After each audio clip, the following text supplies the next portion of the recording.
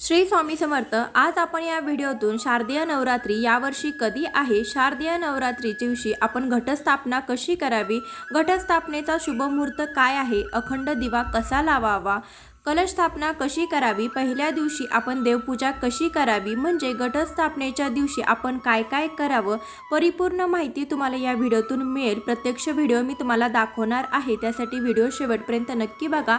या एका व्हिडिओमुळे तुमच्या मनात घटस्थापनेविषयी किंवा शारदीय नवरात्रीविषयी कोणतीही शंका राहणार नाही, त्यासाठी व्हिडिओ शेवटपर्यंत बघा। चॅनलवर नवीन असाल, पहिल्यांदाच माझे व्हिडिओ पाहत असाल तर चॅनलला अवश्य दरवर्षी अश्विन महिन्याच्या शुक्ल पक्षाच्या प्रतिपदा तिथीपासून शारदीय नवरात्रीची सुरुवात होते। शारदीय नवरात्रीची सुरुवात घटस्थापनेने होणार आहे। यावर्षी शारदीय नवरात्रीची सुरुवात 15 ऑक्टोबर 2023 पासून होणार आहे आणि 24 ऑक्टोबर 2023 पर्यंत चालणार आहे।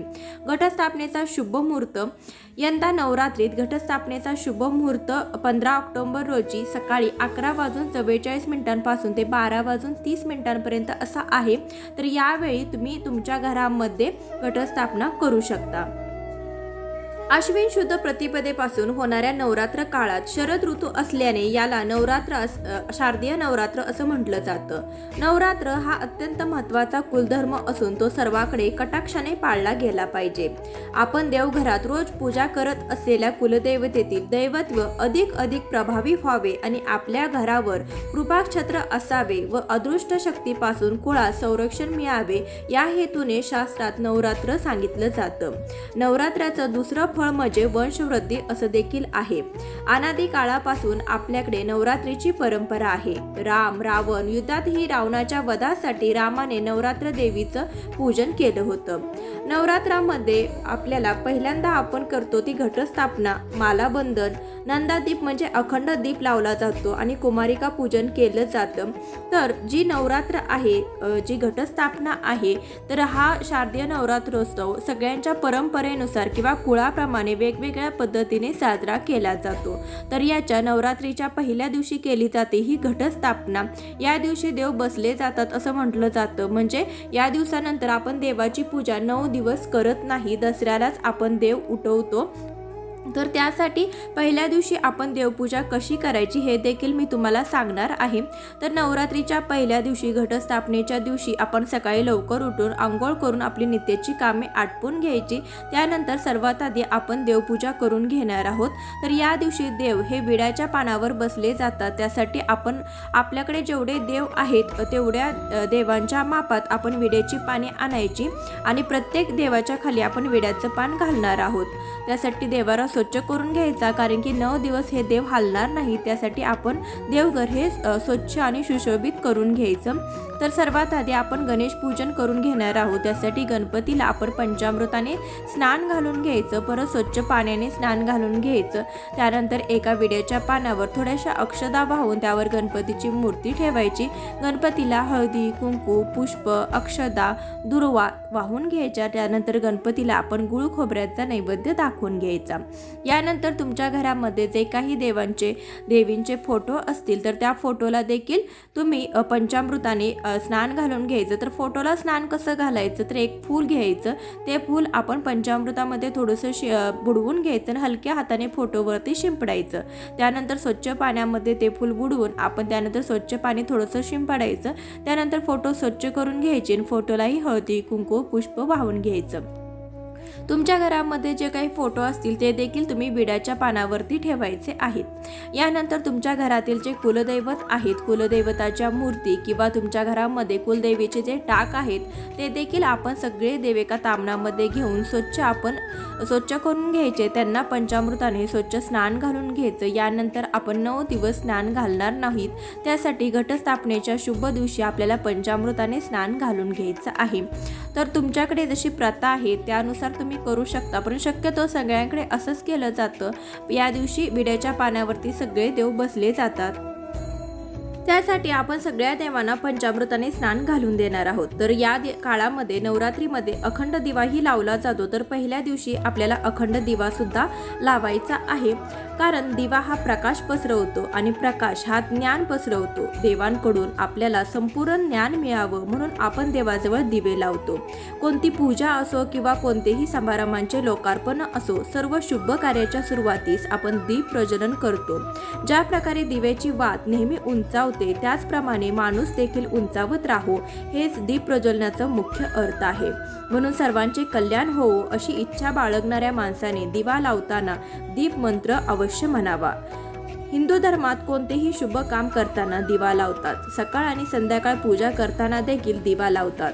वास्तुशास्त्रात दिवा ठेवण्याचा आणि त्याला लावण्यासंबंधीही काही नियम सांगितले आहेत। दिव्याची वात कोणत्या दिशेने असावी या संदर्भात देखील वास्तुशास्त्र पुरेशी माहिती मिळते। वास्तुशास्त्र हे देखील सांगितलेलं आहे की दिव्याची वात कोणत्या दिशेला ठेवल्यावर त्याचा काय परिणाम होतो। नवरात्रीमध्ये अखंड दिवा तेवत ठेवतात, कारण आपल्या हिंदू धर्मात नवरात्राला खूप महत्त्व आहे। आपण वर्षातून 2 वेळा देवीची उपासना करतो। नवरात्रीत देवी आईला प्रसन्न करण्यासाठी भाविक लोक घटस्थापना, अखंड दिवा, जागरण करतात। नवरात्रीच्या 9 दिवसात आपण घरात घटस्थापना आणि अखंड दिवा लावतो। या अखंड दिव्याला न विझू देता तेवण्याचा नियम आहे। हा अखंड दिवा लावल्यावर आपण ह्याला एकटे सोडू शकत नाही आणि त्याला विझू पण द्यायचं नाही। जर का हा दिवा विझला तर वाईट मानलं जातं, अशी देखील आपल्याकडे प्रथा आहे। नवरात्रीमध्ये 9 दिवसापर्यंत देवी आईला प्रसन्न करण्यासाठी आणि इच्छित फळ मिळावे म्हणून यासाठी गाईच्या साजूक तुपाने अखंड दिवा लावतात। जर घरात गाईचं साजूक तूप नसल्यास इतर कोणत्याही तुपाने आपण देवीपुढे अखंड दिवा लावून ठेवू शकतो।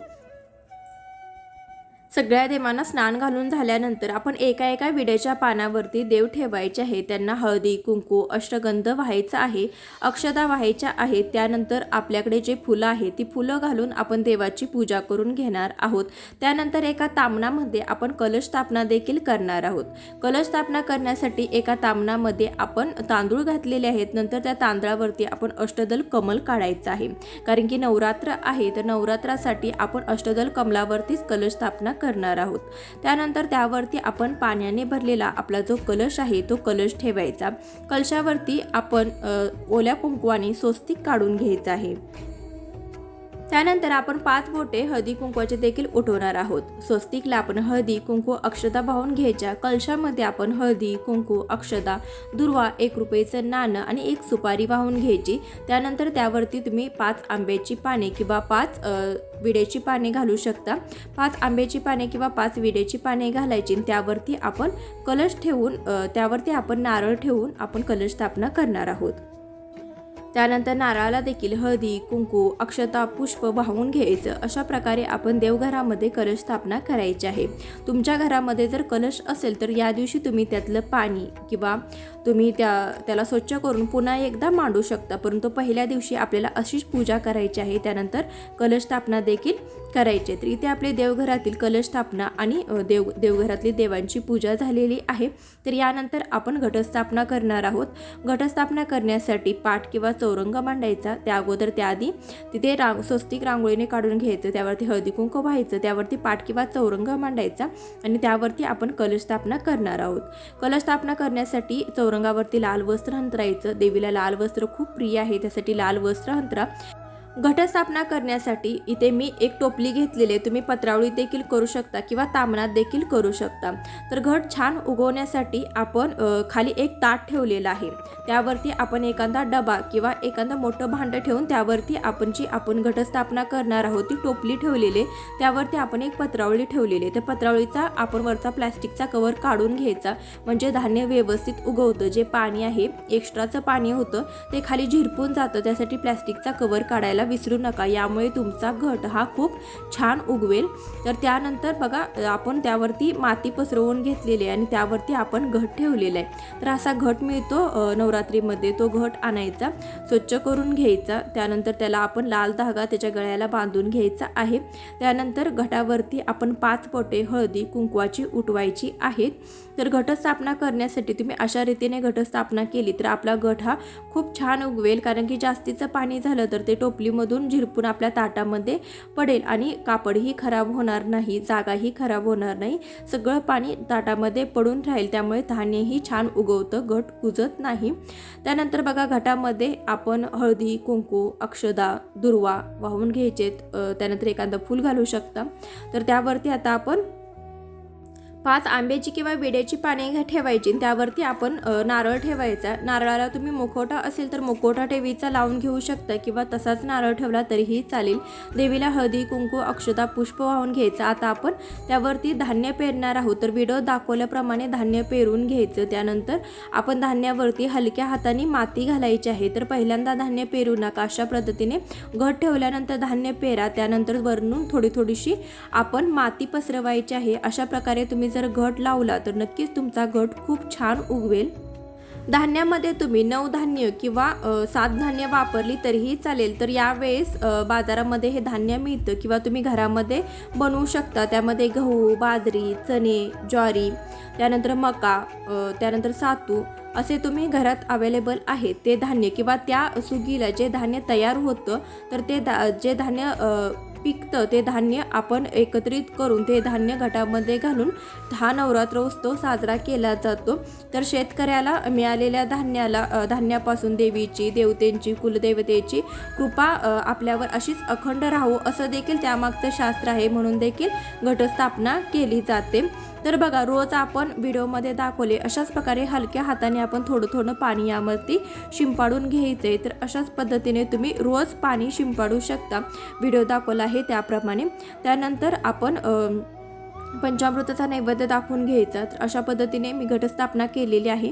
त्यानंतर 9 विड्याची पानांची माळ पहिल्या दिवशी घातली जाते. तर आपले जो घट आहे तो घटापासून देवघरापर्यंत ही माळ लावली जाते. अशा पद्धतीने आपण घटस्थापना करायची. तर इथे मी तुम्हाला घटस्थापना कशी करायची ते थोडक्यामध्ये सांगितलेलं आहे.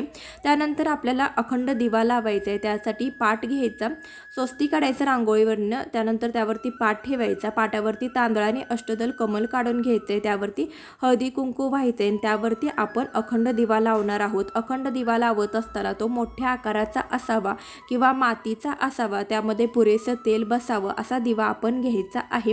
दिव्याला हळदी कुंकू पुष्प वाहून घ्यायचं. त्यावरती आपण मोठी वात घालायची. 1 फूटभर आपण वात त्यावरती घालायची आहे. म्हणजे ही वात आपला जो 9 दिवस पुरते संपत नाही यासाठी मोठी वात घातली जाते. अखंड दिवा कधीही जमिनीवर ठेवू नये. दिवा नेहमी चौरंग किंवा पाटावर ठेवावा. दुर्गा देवीच्या समोर आपण जर जमिनीवर दिवा ठेवत आहात तर त्याच्या खाली आपण अष्टदल कमल काढायचं. कारण की अष्टदल कमल आपण गुलाल आणि रंगीत तांदळाने देखील काढू शकता. अखंड दिवेची वात म्हणजे रक्षासूत्र म्हटलं जातं याला किंवा कलावापासून बनवलेली असतं. तर 1.25 हाताच्या मापाचा आपण हा रक्षासूत्र घेऊ शकतो. पूजेत वापरल्या जाणाऱ्या कच्च्या कापूस घेऊन वात वळून ती लावली तरी देखील चालतं. अखंड दिवा लावण्यासाठी साजूक तुपाचा वापर करावा. जर आपल्याकडे दिवा लावण्यासाठी तूप नसेल तर तिळाच्या तेलाचा दिवा लावू शकता. मोहरीचं तेल शुद्ध असल्यास ते देखील वापरू शकता. अखंड दिवा देवी आईच्या उजव्या बाजूला ठेवावा आणि जर दिवा तेलाचा असल्यास तर त्याला डाव्या बाजूला ठेवावा. दिव्याला वारं लागू नये म्हणून त्याच्यावर काचेचं झाकण देखील ठेवू शकता. संकल्प पूर्ण झाल्यावर कधीही दिव्याला फुंकर मारून विझवू नये. दिवा तसाच स्वतःला शांत होऊन देवावा. अखंड दिवा ईशान्य कोण म्हणजे उत्तर पूर्व दिशा ह्याला देखील देवीचं स्थान मानलं जातं. म्हणून अखंड दिवा पूर्व दक्षिण दिशा म्हणजे आग्नेय कोणात ठेवणं शुभ मानलं जातं. लक्षात ठेवा की पूजेच्या दिवशी दिव्याचं तोंड पूर्वेकडे किंवा उत्तरेकडे असावं. अखंड दिवा तेवण्यापूर्वी हात जोडून आपण श्री गणेश, देवी दुर्गा आणि भगवान शंकरांची पूजा करावी. दिवा लावताना मनातल्या मनात आपल्या इच्छेबद्दल विचार करा आणि देवी आईला विनवणी करा की पूजेच्या सांगतासह माझ्या सर्व इच्छा पूर्ण व्हावेत. अखंड दिवा लावत असताना तुम्ही म्हणू शकता की शुभम करोति कल्याणम आरोग्यम धनसंपदा शत्रुबुद्धी विनाशायम दीपज्योती नमस्तुते. हा मंत्र देखील तुम्ही यावेळेस म्हणू शकता.